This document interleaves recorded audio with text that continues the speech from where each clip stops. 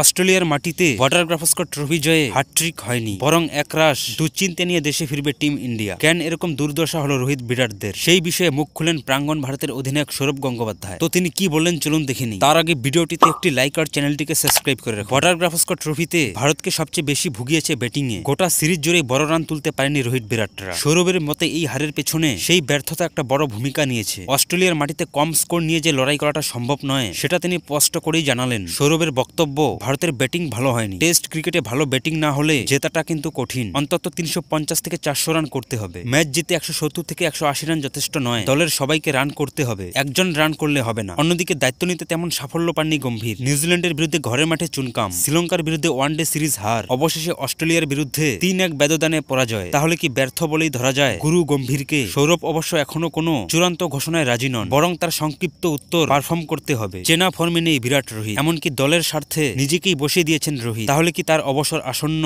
সৌরভ বললেন, এটা ওর ব্যক্তিগত সিদ্ধান্ত, ও কি করবে সেটা ও জানে। একই সঙ্গে বিরাটের অফ ফর্ম নিয়েও মতামত দিলেন সৌরভ। কেন অফ ফর্ম চলছে বিরাটের? প্রাঙ্গণ ভারত অধিনায়ক বললেন, বুঝতে পারছি না, ও এত বড় একজন ক্রিকেটার, তবে আমি নিশ্চিত যে এই সমস্যা ও কাটিয়ে উঠবেই।